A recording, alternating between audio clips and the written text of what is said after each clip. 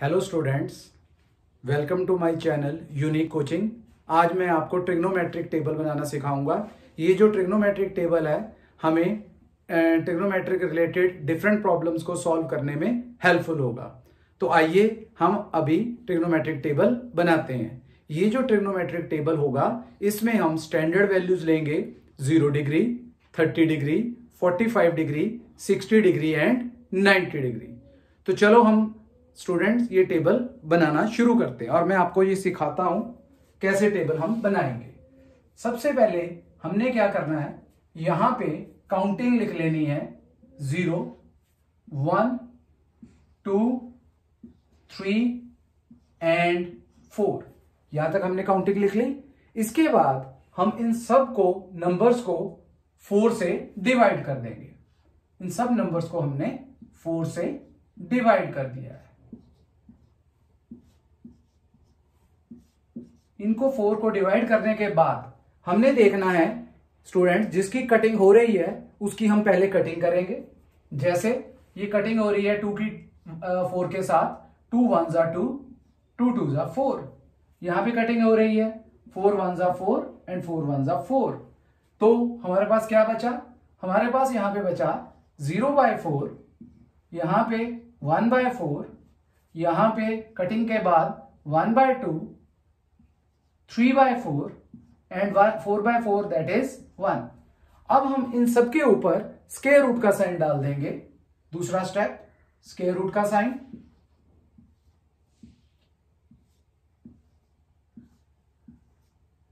Square root का sign डालने के बाद आपने अब इनकी जिनकी स्क्वायर रूट निकलती है उनको हमने स्क्वायर रूट निकाल देना है और बाकियों को जो डिवाइड हो रहे हैं उनको डिवाइड कर देंगे। मींस 0/4, 0 बाय समथिंग, 0/4 हमारा जो रिजल्ट है वो 0 होगा। तो यहां 0 और 0 का स्क्वायर रूट भी 0 होगा।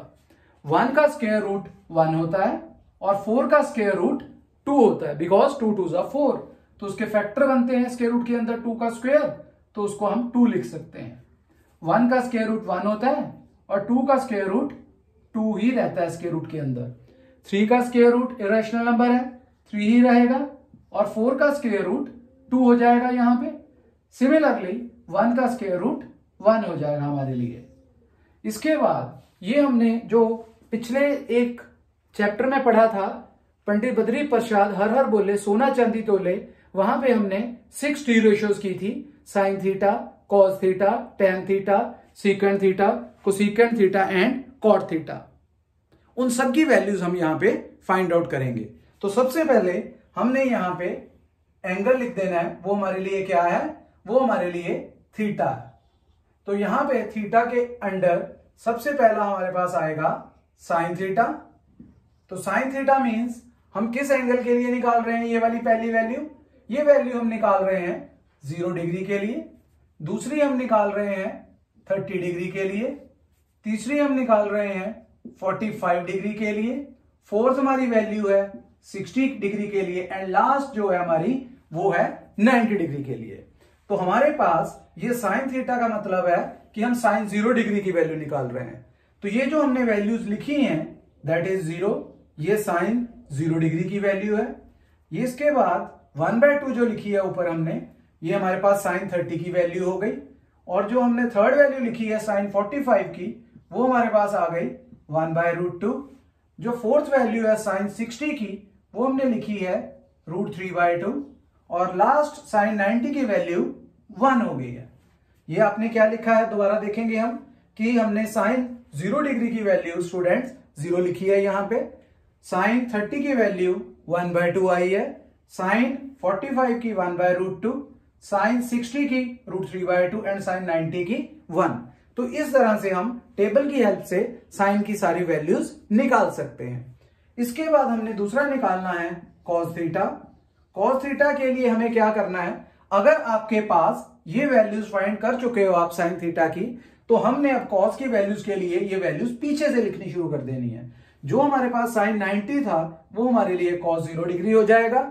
जो हमारे लिए साइन 60 था वो हमारे लिए कॉस 30 डिग्री हो जाएगा। जो हमारे लिए साइन 45 था वो हमारे लिए कॉस 45 हो जाएगा। जो हमारे लिए साइन 30 था वो हमारे लिए cos 60 हो जाएगा, और जो हमारा साइन 0 डिग्री था वो हमारा cos 90 हो जाएगा। इस तरह से हमने स्टूडेंट्स साइन थीटा और cos थीटा की वैल्यू 0 डिग्री से लेके 90 डिग्री तक फाइंड आउट कर ली है। तो हमारे लिए अगर हम ध्यान दें कि जो साइन थीटा है, जैसे जैसे इसमें एंगल इंक्रीज हो रहा है वैसे वैसे साइन थीटा की वैल्यू भी इंक्रीज हो रही है। जैसे साइन 0 डिग्री पे 0 था, साइन 45 पे 1/√2 है, वैल्यू बढ़ रही है हमारी, और साइन 90 पे 1 है। लेकिन कॉस के केस में ये उल्टा हो जाता है, जैसे जैसे कॉस में एंगल बढ़ेगा वैल्यू हमारी डिक्रीज होगी फ्रॉम 1 to 0 डिग्री। ये आपको जो एमसीक्यू रिलेटेड क्वेश्चंस है उसमें आपको क्वेश्चन भी किया जा सकता है कि वैल्यू जो है वो कॉस थीटा की इंक्रीज होती है या डिक्रीज होती है जैसे जैसे एंगल इंक्रीज होगा। नेक्स्ट हमने थर्ड करना है टेन थीटा।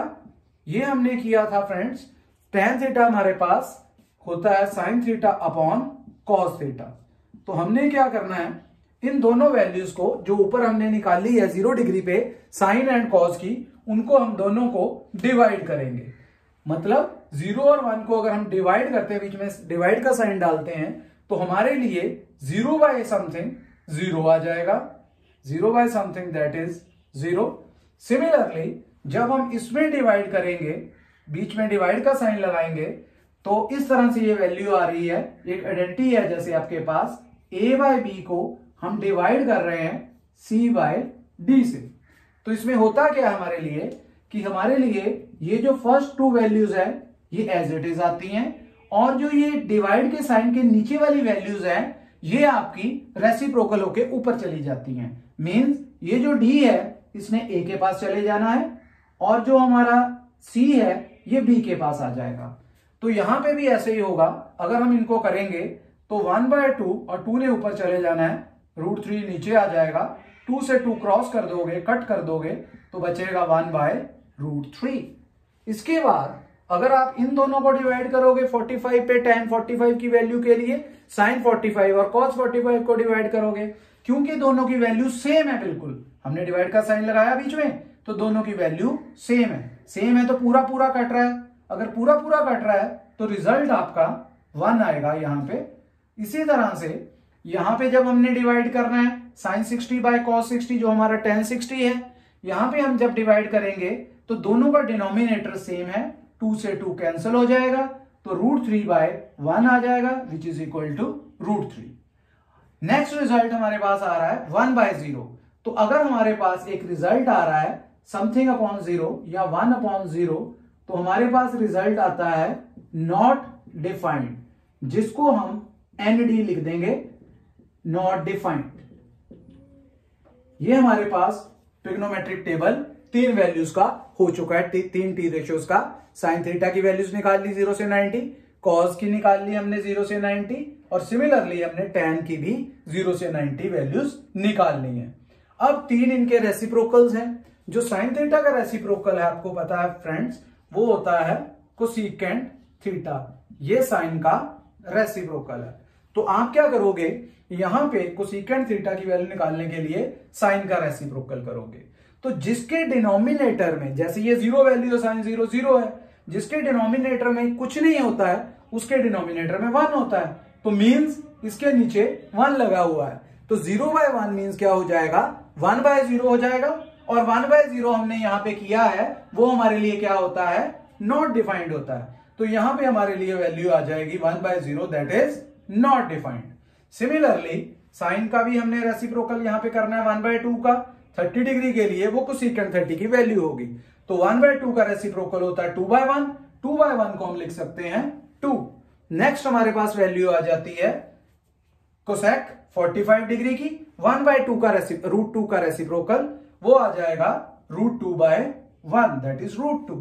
सिमिलरली साइन 60 की वैल्यू √3/2 है, तो कोसेक 60 की वैल्यू 2/√3 हो जाएगी, और 1 का रेसिप्रोकल हमेशा 1 रहता है। तो ये हमारे पास 4 टी रेशियोज फाइंड हो चुकी हैं। नेक्स्ट हम करेंगे सीकेंट थीटा, जो हमारे पास कॉस का रेसिप्रोकल होता है। कोसेकेंट थीटा कॉस का रेसिप्रोकल होता है। तो कॉस की वैल्यूज हमने ये निकाली है, या तो आप इनका रेसिप्रोकल कर लो, नहीं तो जैसे आपने कॉस की वैल्यूज निकाली थी कि साइन की वैल्यूज को पीछे से लिखा था, सिमिलरली आपको सीकेंड की वैल्यू लिखने के बाद सीकेंड की वैल्यू को पीछे से लिखनी शुरू कर दोगे। कोसेक 90 की वैल्यू फर्स्ट आ जाएगी, फिर 60 जो थी कोसेक हमारी वो सेक 30 हो जाएगी।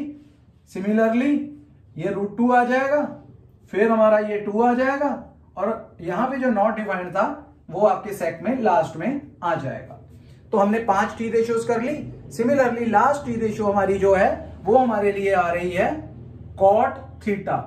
कॉट थीटा किसका रेसिप्रोकल है स्टूडेंट्स? आपको पता है जो कॉट थीटा है ये टैन थीटा का रेसिप्रोकल है, तो इसको आप लिख सकते हो 1/tan थीटा।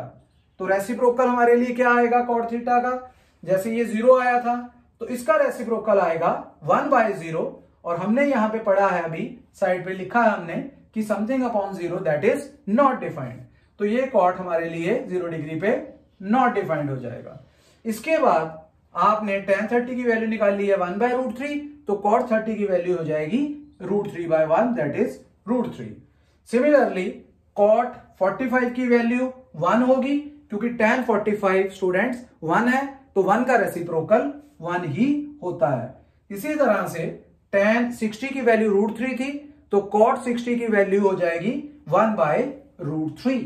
और लास्ट रिजल्ट जो आपने याद रखना है कि अगर हम 1 नॉट डिफाइंड करते हैं तो वो 0 हो जाता है, वो हमारे लिए हेल्पफुल होगा। tan 90 की वैल्यू थी नॉट डिफाइंड, तो cot 90 उसका रेसिप्रोकल है, तो 1 नॉट डिफाइंड 0 हो जाएगा। तो ये हमारी वैल्यूज जो हैं ये सारी T/6 की 6 कंप्लीट हो गई हैं, जिसको आपको बिल्कुल भी रट्टा लगाने की, क्रैम करने की जरूरत नहीं है। आप इसको इजीली टेबल की फॉर्म में बना के याद कर सकते हो और क्वेश्चन सॉल्व कर सकते हो। अगर आपको वीडियो अच्छा लगा तो आप इस वीडियो को लाइक, सब्सक्राइब और शेयर करें। Thank you students.